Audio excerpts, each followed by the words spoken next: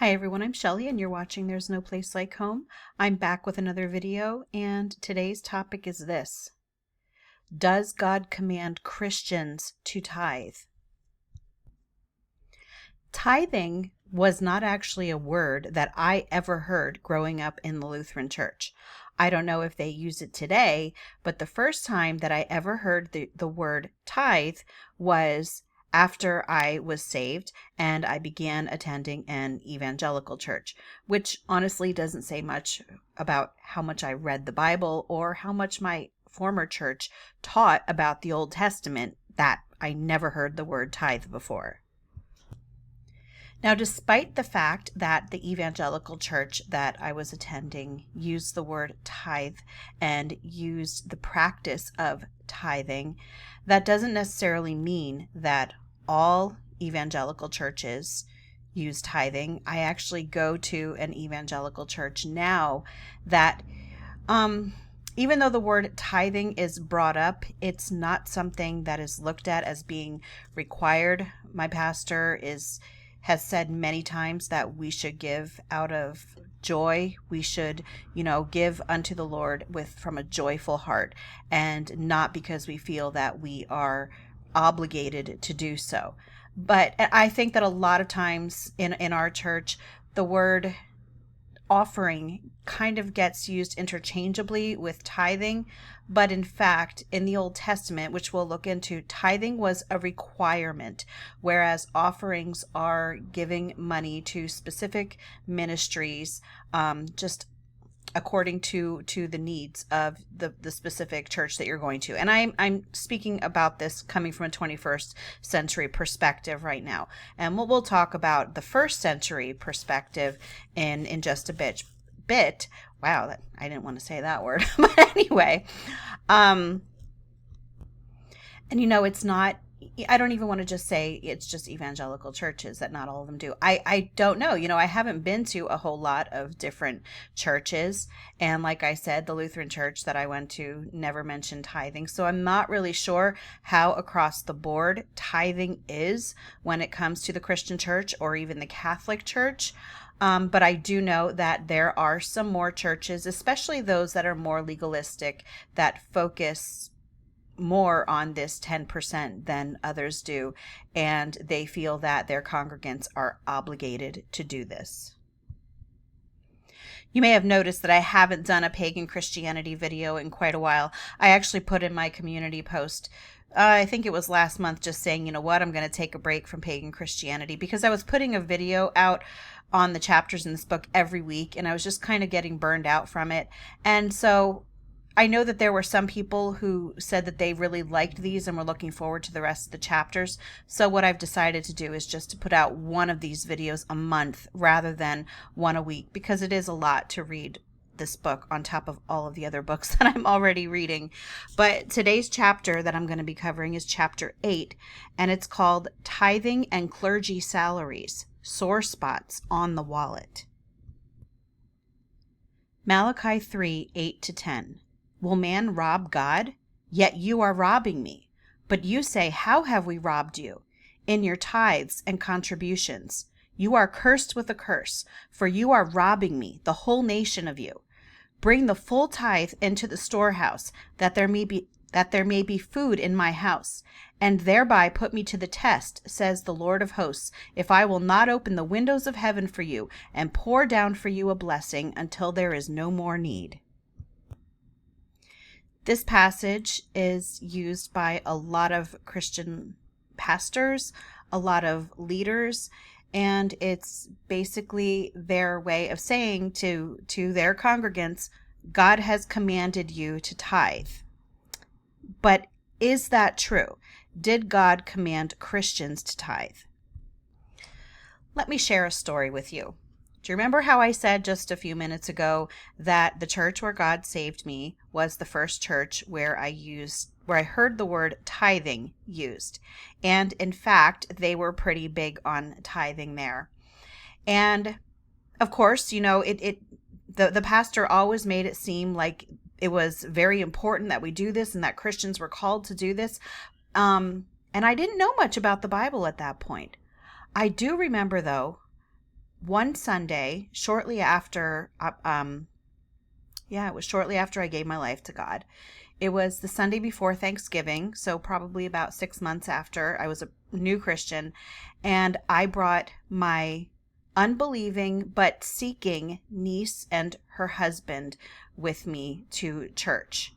And the pastor that day, he decided that as part of this Thanksgiving message that he was going to give, he challenged the congregation that for the next week, that they would, instead of tithing 10% of their income, that they would tithe 90%. And then he went on this spiel that sounded very Joel Osteen-like about God blessing you and about trusting in him and seeing the ways that he comes through for you if you will just tithe 90% of your income that week to the church. And for me, I was all hyped up about this. I'm like, this is phenomenal. This is going to be such a great way to see what God can do for us. And my husband was like, we can't do that. Are you crazy? And my niece's husband, who had been seeking, he just said to me, I can't believe that your pastor just asked you for 90% of your income for the week. And he and my niece never came back to my church again. And to this day, they are still not believers. It put such a bad taste in his mouth that he was just done. He was finished.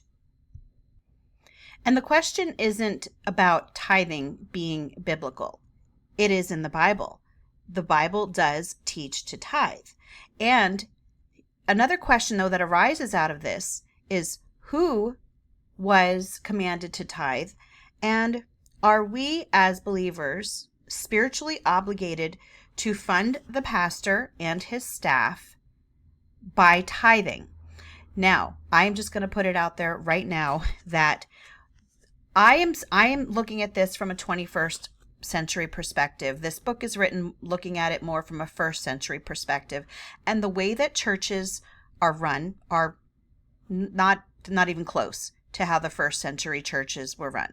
So there is that difference there. So I am certainly not saying that pastors who are full-time in the ministry should not be paid.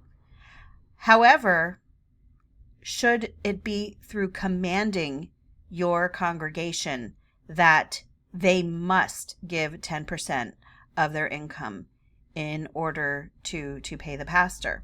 Because we'll talk about this a little bit later, but in the first century, there were no salaried pastors in the early church. There was not even one pastor. Everyone was ministering to one another. It was an all-member functioning church, so it looked nothing like what we did today. So when I do talk about funding the pastor, this is coming from the perspective of not necessarily those voluntary offerings that you may give at your church, but coming from the perspective of someone who is being told that it is their Christian duty to tithe 10% of their income. So who was commanded to tithe? Ancient Israel. They were the ones who were commanded to tithe. It was essentially their income tax. Never do you find first century Christians tithing in the New Testament. It just doesn't happen. So the word tithe actually means the 10th part. And here is what tithing looked like as commanded by God in the Old Testament. First, it says Israel was a theocracy, which meant that the religious leaders, the Levites, also served as governmental leaders. Under the theocracy, several tithes were required of the people. 10% was the Levites' tithe. 10% was the national feast tithe. And 3.3%, or 10% every 3 years, was a poor and widow tithe. And here you have all of the scriptural references in case you would want to pause this and look this up. And so they gave a total actually of 23.3% annually. So it wasn't just 10% that they gave annually, it was 23.3%. On page 173, it says, a clear parallel can be seen between Israel's tithing system and the modern taxation system present in America. Israel was obligated to support their national workers, their priests, their holidays or festivals, and their poor, strangers, widows, and orphans, with their annual tithes. Most modern tax systems serve a similar purpose. Christians, however, do not live under those ceremonial codes. Those are under the Old Covenant system. On the other hand, when it comes to financial stewardship, the first century Christians, they gave cheerfully according to their ability, not dutifully out of a command. As I mentioned before, it was voluntary, just as those offerings that you might see on your offering envelope. It might say tithes and offerings on your envelope. There is a difference. There is a distinction between the two. And what the early church was doing was they were giving offerings. They were voluntarily offering help to those in need. So who was it who benefited from this help? It was the poor, the orphans, the widows, the sick, the prisoners, and strangers.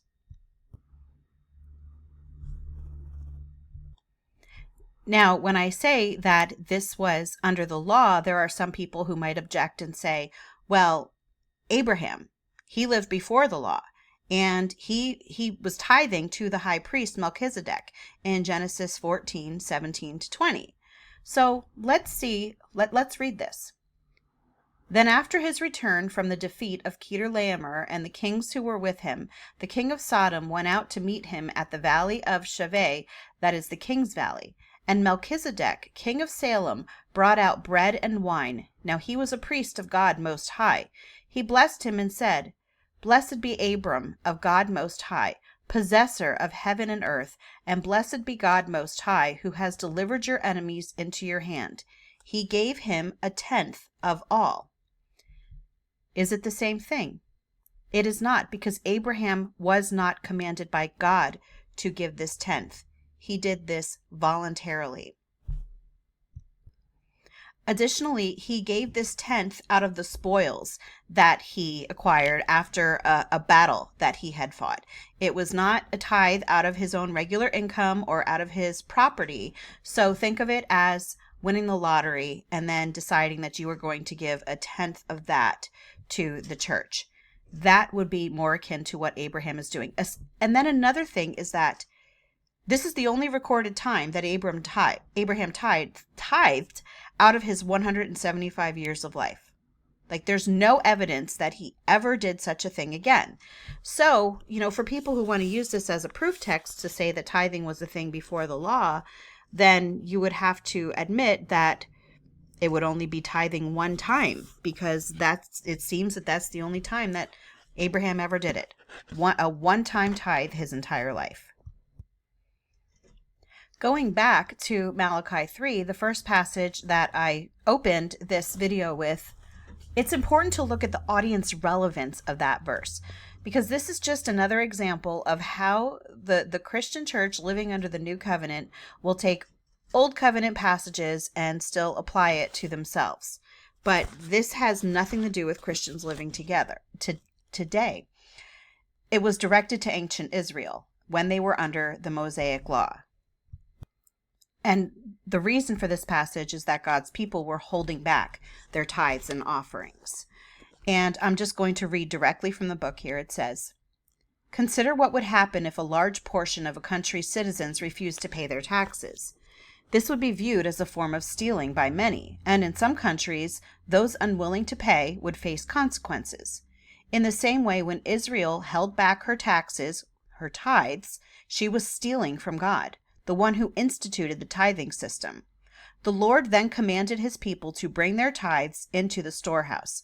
The storehouse was located in the chambers of the temple. The chambers were set apart to hold the tithes, which were produce, not money, for the support of the Levites, the poor, the strangers, and the widows. Notice the context of Malachi 3. In verse 5, the Lord says that he will judge those who oppress the widow, the fatherless, and the stranger. He says, "So I will come near to you for judgment.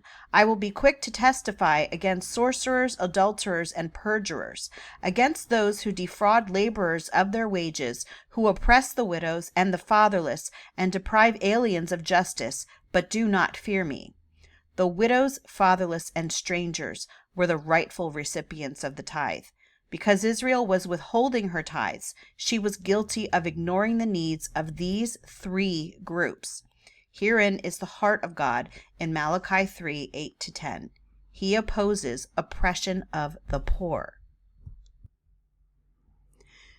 The New Testament, however, urges believers to give according to their ability. Christians in the early church gave to help other believers as well as to support apostolic workers, enabling them to travel and plant churches. Cyprian of Carthage from the 3rd century, he was the first Christian writer to mention the practice of financially supporting the clergy. And the reason that he used was because the Levites were supported by the tithe, so he was saying the Christian clergy should also be supported by the tithe. But that doesn't work because the Levitical system has been abolished. We are all priests now. So if a priest demands a tithe, then all Christians should tithe to one another. If we are looking at this biblically, that is who priests are, Christians. At the time, though, he was one of very few people who actually argued for this, and it didn't become widespread among Christians until the 8th century. Here's a little bit of history for you from page 177. Charting the history of Christian tithing is a fascinating exercise. Tithing spread from the state to the church. Here's the story.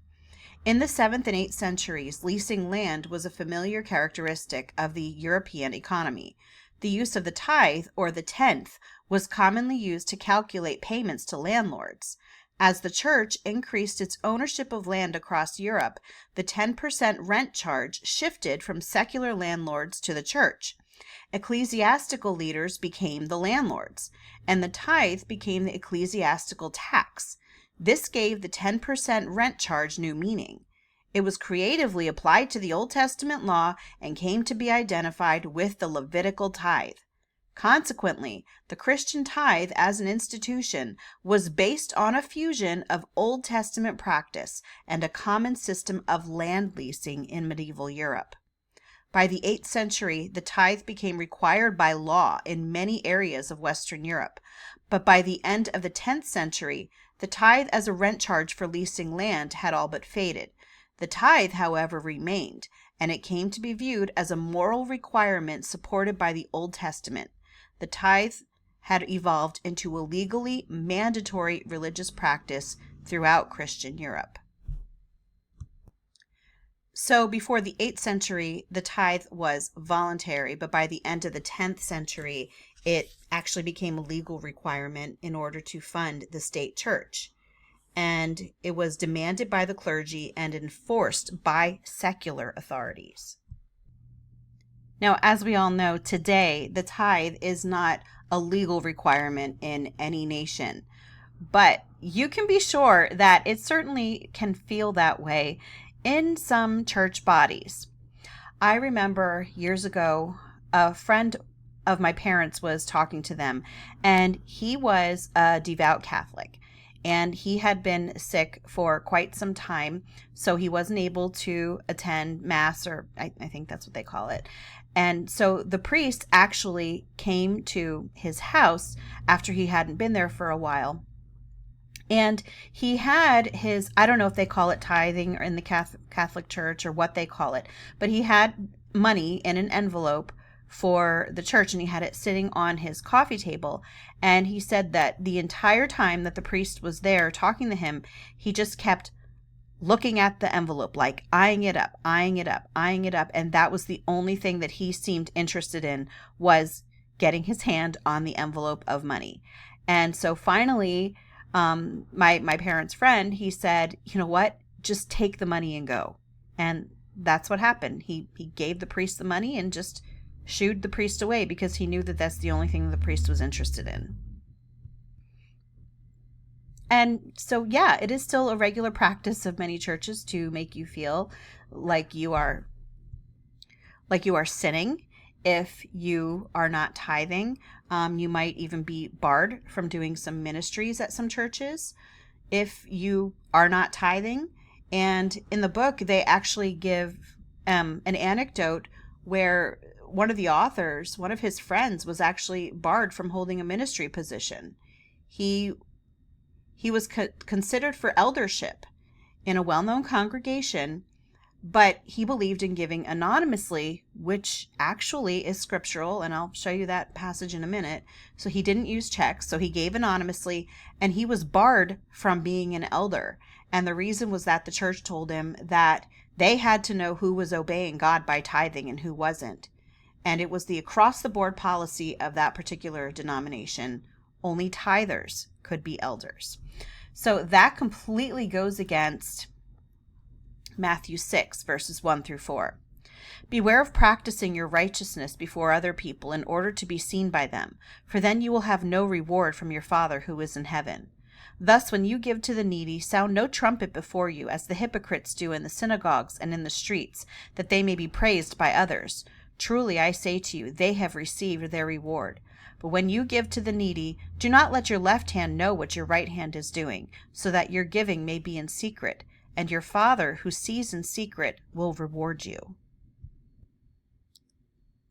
As for clergy salaries, ministers were unsalaried for the first 3 centuries. But then, good old Constantine, when he appeared, he instituted the practice of paying a fixed salary to the clergy from church funds and municipal and imperial treasuries. And that was how the clergy salary was born, and it honestly does not have a root in the New Testament. Make no mistake about it. It's imperative for believers to support the Lord's work financially according to their means. I can't think of the word, but I'm sure that you know what I'm looking for. According to their ability, okay? They are required to support the Lord's work and to give generously to the poor. And Scripture enjoins both, and the kingdom of God, desperately needs that. But the issue that's under scrutiny is not giving at all. The issue under scrutiny is tithing as a Christian law and how it's normally used. And it's normally used to fund clergy salaries, operational costs, and church building overhead. And that was something that, it obviously did not happen in the first century because they were just meeting together in houses or in the temple courts or at the side of the streets. So the church in the first century looked nothing like what we do today, not just with where they were meeting at, but the entire way that it was run. It was not a hierarchical structure as it is today. It was, just kind of a lateral movement of people. As I mentioned before, it was multifunctioning. So the idea of funding one pastor in the first century church, it was just unheard of because there wasn't one pastor.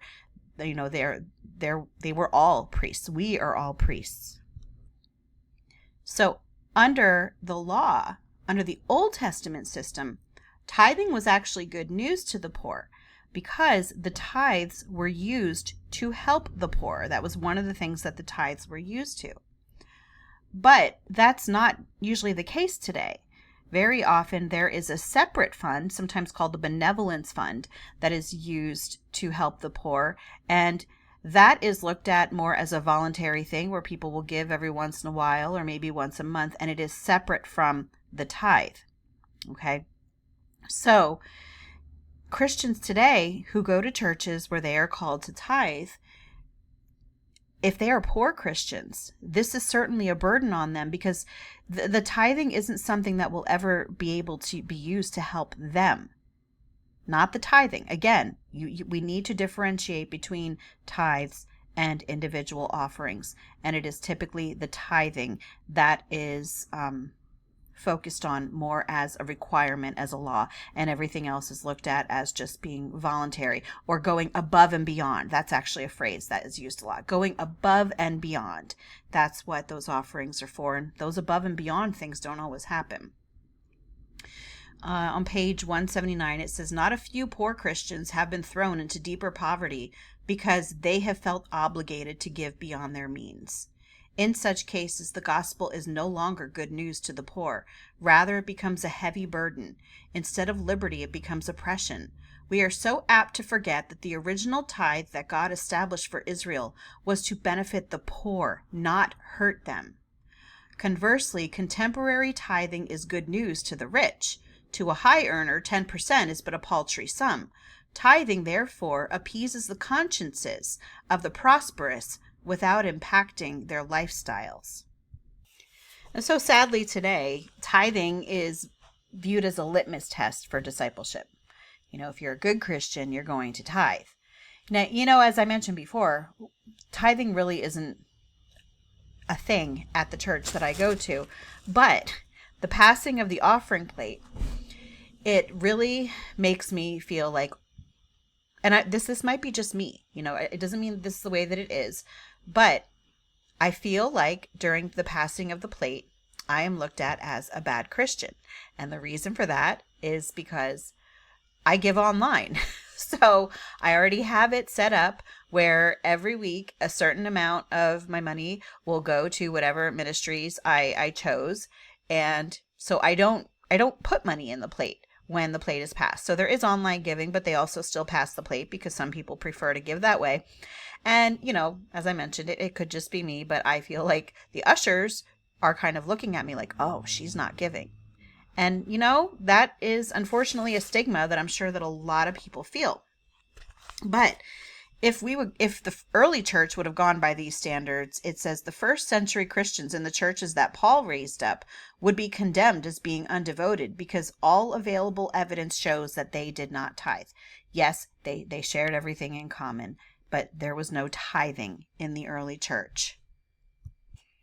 And we already talked about how a large portion of that tithing goes towards the clergy salary, where that would have been unheard of in the early church. Those who were shepherding the church at that point in time, they would have had another occupation. So the early church would not have been supporting them. The early church, other than supporting the poor and the widows, they would support those workers who were going out and planting churches in other places. Just as we support missionaries nowadays, that is more akin to what they were doing. But tithing today, since the ministry or the pastoral ministry is a complete vocation now, which was completely different from how it was in the first century. Yeah, that's where the tithes go. Rather than to the poor, it's going to the clergy. Now, I just wanted to share with you something that I thought really makes a lot of sense.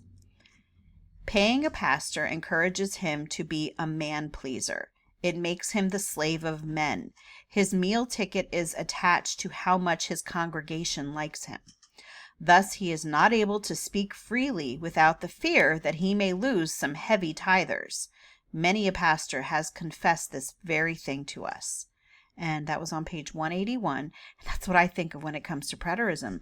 I think that there are a lot of pastors out there who believe in past fulfillment, but are afraid to tell their congregation that because they may very well lose the money that is giving them their salary. There's a quote by Upton Sinclair in this book, and it says, "It is difficult to get a man to understand something when his salary depends upon his not understanding it." Oh, wow.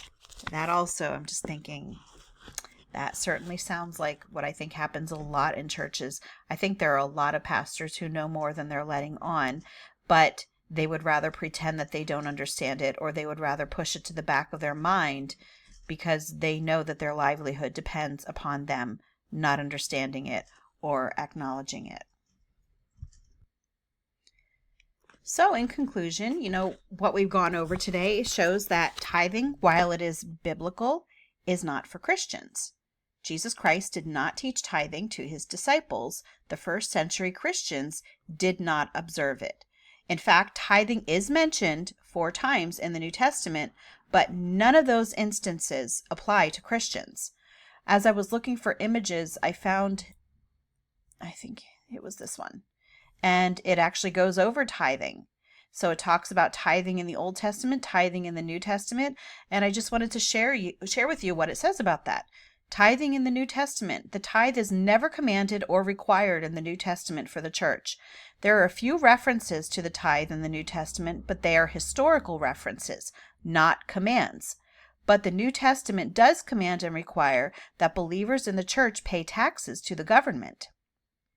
And then they share some scriptural references there. Giving in the New Testament. Like the Old Testament, the New Testament always makes giving a voluntary privilege, not a mandatory responsibility. Giving should be purposeful, planned, intentional, well thought out, not grudgingly, reluctant with a grieved spirit, not under compulsion, pressure, cheerful, out of gladness, joy, happiness. And that is what my pastor emphasizes when it comes to giving. Giving in the New Testament. In addition, the New Testament elsewhere teaches that giving should be private.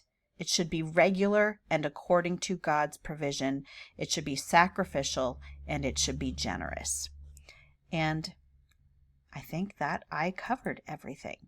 So that is all that I have for you today. The next chapter, in case you were wondering, is chapter 9, and I'll be doing this sometime in January.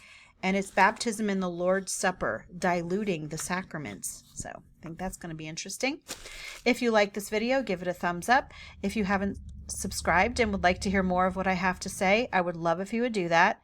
If you have any questions or comments, you can leave one down below.